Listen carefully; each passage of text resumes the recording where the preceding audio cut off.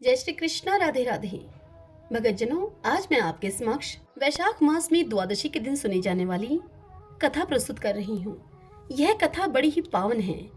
वैशाख मास की पवित्र तिथियों में शुक्ल पक्ष की द्वादशी समस्त पाप राशि का विनाश करने वाली है।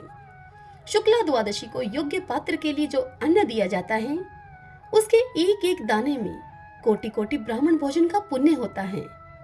शुक्ल पक्ष की एकादशी तिथि में जो भगवान विष्णु की प्रसन्नता के लिए जागरण करता है, वह जीवन मुक्त होता है।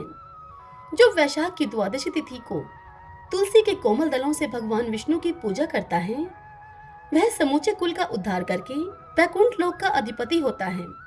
जो मनुष्य सायंकाल में भगवान विष्णु की प्रसन्नता के लिए शरबत देता है, वह अपने पुराने पाप को शीघ्र ही त्याग देता है। वैशाख शुक्ला द्वादशी में मनुष्य जो कुछ पुण्य करता है, वह अक्षय फल देने वाला होता है। प्राचीन काल में कश्मीर देश में देवव्रत नाम के एक ब्राह्मण थे। उनके सुंदर रूप वाली एक कन्या थी, जो मालिनी के नाम से प्रसिद्ध थी। ब्राह्मण ने उस कन्या का विवाह सत्यशील नामक बुद्धिमान द्विज के साथ कर दिया। मालिनी कुमार पर चलने वाली पुष्पांजलि होकर स्वच्छंदता पूर्वक इधर उधर रहने लगी। वह केवल आभूषण धारण करने के लिए पति का जीवन चाहती थी। वह पति की हितैषणी नहीं थी। उसके घर में काम काज करने के बहाने से एक उपपति रहा करता था। सभी जाति के मनुष्य जार के रूप में उसके यहाँ ठहरते थे। वह कभी पति की आज्ञा का पालन करने में तत्पर नहीं हुई। इसी दोष से उसके सभी अंगों में कीड़े पड़ गए। तो काल, अनंतक और यम की भांति उसकी हड्डियों को भी छेदे डालते थे। उन कीड़ों से उसकी नाक, जीवा और कानों का उच्छेद हो गया। स्तन तथा अंगुलियां गल गई। उसमें पंगुता भी आ गई। इन सब कलेशों से मृत्यु को प्राप्त होकर वह नरक की यातनाएं भोगने लगी। 1,50,000 वर्षों तक वह तांबे के भांड में रहकर जलाई गई। 100 बार उसे कुत्ते की योनि में जन्म लेना पड़ा। तत्पश्चात शौवीर देश में पदम बंधु नामक ब्राह्मण के घर में वह अनेक दुखों से घिरी हुई कुतिया हुई। उस समय भी उसके कान, नाक, पूंछ और पैर कटे हुए थे। उसके सिर में कीड़े पड़ गए थे और योनि में भी कीड़े भरे थे। हे राजन, इस प्रकार 30 वर्ष बीत गए। एक दिन वैशाख के शुक्ल पक्ष की द्वादशी तिथि को पदम बंधु का पुत्र नदी में स्नान करके पवित्र होकर भीगे हुए वस्त्रों से घर आया। उसने तुलसी की वेदी के पास जाकर अपने पैर धोए। दैव योग से वह कुतिया वेदी के नीचे सोई हुई थी। सूर्योदय से पहले का समय था। ब्राह्मण कुमार के चरणोदक से वह नहा गई और तत्काल उसके सारे पाप नष्ट हो गए। फिर तो उसी क्षण उसे अपने पूर्व जन्मों का स्मरण हो आया। पहले के कर्मों की याद आने से वह कुतिया तपस्वी के पास जाकर दीनता पूर्वक पुकार करने लगी। वह बोली कि हे मुने, आप हमारी रक्षा करें।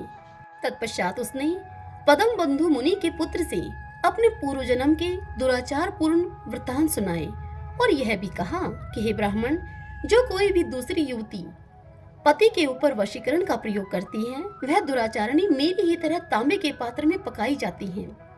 पति स्वामी है, पति गुरु है और पति उत्तम देवता है। साध्वी स्त्री उस पति का अपराध करके कैसे सुख पा सकती है? पति का अपराध करने वाली स्त्री सैकड़ों बार तिर्यक योनि अर्थात पशु पक्षियों की योनि में आकर और अरबों बार कीड़े की योनि में जन्म लेती है। इसलिए स्त्रियों को सदैव अपने पति की आज्ञा पालन करना चाहिए। हे ब्राह्मण, आज मैं आपकी दृष्टि के सम्मुख आई हूँ। यदि आप मेरा उद्धार नहीं करेंगे तो मुझे पुनः इसी यातनापूर्ण घृणित योनि का दर्शन करना पड़ेगा। अतः हे विप्रवर, मुझ पापाचारिणी को वैशाख शुक्ल पक्ष में अपना पुण्य प्रदान करके मुझे आप उबार लीजिए। आपने जो पुण्य की वृद्धि करने वाली द्वादशी की है, उसमें स्नान, दान और अन्न भोजन कराने से जो पुण्य हुआ है, उससे मुझ दुराचारणी का भी उद्धार हो जाएगा। हे महाभाग, हे दीनवत्सल, मुझ दुखिया के प्रति दया कीजिए। आपके स्वामी जगदीश्वर जनार्दन दीनों के रक्षक हैं। उनके भक्त भी उन्हीं के समान होते हैं। हे दीनवत्सल, मैं आपके दरवाजे पर रहने वाली कुतिया हूँ। मुझ दीना के प्रति आप दया कीजिए, मेरा आप उद्धार कीजिए। अंत में मैं आप द्विजेंद्र को नमस्कार करती हूँ। उस कुतिया का ऐसा वचन सुनकर मुनि के पुत्र ने उससे कहा कि हे कुतिया, सब प्राणी अपने किए हुए कर्मों के ही सुख दुख रूप फल भोगते हैं। जैसे सांप को दिया हुआ शकरा मिश्रित दूध केवल विष की वृद्धि करता है, ठीक उसी प्रकार पापी को दिया हुआ पुण्य उसके पाप में सहायक होता है। मुनि कुमार के ऐसा कहने पर कुतिया दुख में डूब गई और उसके पिता के पास जाकर आर्त स्वर से कंदन करती हुई उससे बोली, हे पदम बंधु बाबा, मैं तुम्हारे दरवाजे की कुतिया हूँ। मैंने सदा तुम्हारी जूठन खाई है। तुम मेरी रक्षा करो, मुझे बचाओ। ग्रस्त महात्मा के घर पर जो पालतू जीव रहते हैं उनका उद्धार करना चाहिए, यह वेद वेदाओं का मत है। चांडाल, कौवे, कुत्ते ये प्रतिदिन ग्रस्तों के दिए हुए टुकड़े खाते हैं, अतः उनकी दया के पात्र हैं। जो अपने ही पाले हुए रोग आदि से ग्रस्त एवं असमर्थ प्राणी का उद्धार नहीं करता, वह तो नरक में पड़ता है। यह विद्वानों का मत है। संसार की सृष्टि करने वाले भगवान विष्णु एक को कर्ता बनाकर स्वयं ही पत्नी, पुत्र आदि के व्यास से समस्त जंतुओं का पालन करते हैं। अतः अपने पोष्य वर्ग की रक्षा करनी चाहिए, यह भगवान की आज्ञा है। दयालु होने के कारण आप मेरा उद्धार कीजिए। दुख से आतुर हुई कुतिया की यह बात सुनकर घर में बैठा हुआ मुनि पुत्र तुरंत घर से बाहर निकला। इसी समय दयानिधान पदम बंधु ने कुतिया से पूछा कि यह क्या वृतांत है। तब पुत्र ने सब समाचार कह सुनाया। उसे सुनकर पदम बंधु बोले कि बेटा, तुमने कुतिया से ऐसा वचन क्यों कहा? साधु पुरुषों के मुंह से ऐसी बात नहीं निकलती।